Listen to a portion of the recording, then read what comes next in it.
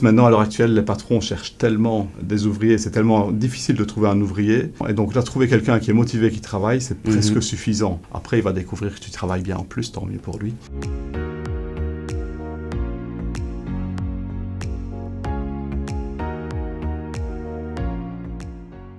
Moi, je m'appelle Bruno Peters. Je suis le formateur couvreur tuiles et ardoises au sein du centre de compétences Construform.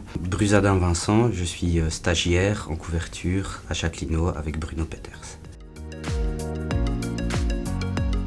C'est un fer à souder. C'est pour moi la partie la plus importante de la formation parce qu'en fait, c'est la seule partie qu'on ne sait pas apprendre sur chantier. Il n'y a jamais aucun patron, je pense, qui va oser prendre le temps, qui aura le courage d'expliquer comment souder à un stagiaire parce que il faut vraiment beaucoup de temps, il faut vraiment beaucoup de pratique. Et sur chantier, on ne peut pas rater les pièces. On a une corniche en zinc pliée, si on la soude mal et qu'on doit la recommencer, le chantier est fichu. Donc il faut vraiment l'apprendre en atelier, ça prend du temps. Et c'est la partie la plus importante. C'est un objet très emblématique de la toiture, c'est un marteau d'ardoisier. Il est très utile dans le fait de la zinguerie et dans le travail de l'ardoise. Il permet de tracer, il permet de percer, il permet de clouer. Il n'est pas trop lourd. C'est un objet emblématique des couvreurs. On le voit souvent en représentation, donc voilà.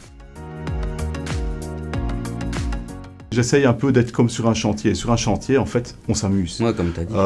On n'est pas dans une école, on n'est pas à l'armée dans un cadre très strict, on s'amuse sur chantier. Si on ne s'amuse pas, on va passer des journées très longues avec ses collègues. Si on ne s'amuse pas un minimum, ça ne va pas. Maintenant, s'amuser, ça ne veut pas dire qu'on ne travaille pas sérieusement, qu'on n'est pas concentré, qu'on ne s'applique pas. Mais on essaye vraiment de créer un climat de détente. Tout le monde s'appelle par son prénom. Pour moi, c'est la base. Pour qu'il y ait une relation de confiance aussi. Comme tu nous as souvent dit, ne me considérez pas comme un formateur, mais un patron d'entreprise qui gère des équipes. C'est une autre ambiance, c'est pas l'armée en fait. Voilà. C'est pas l'armée, c'est pas l'école. C'est vraiment selon les stagiaires. Les plus jeunes ont parfois un peu de mal avec l'esprit scolaire. S'ils arrivent en formation, parfois avec l'école, c'est pas toujours des parcours très heureux, parfois bien, mais la majorité du temps, c'est pas un parcours heureux. Donc j'essaye vraiment de casser l'image école. Le but, c'est d'aller à l'emploi. Donc l'emploi, c'est avec un patron, donc une relation de patron à ouvrier. C'est pas très compliqué à mettre en place en fin de compte.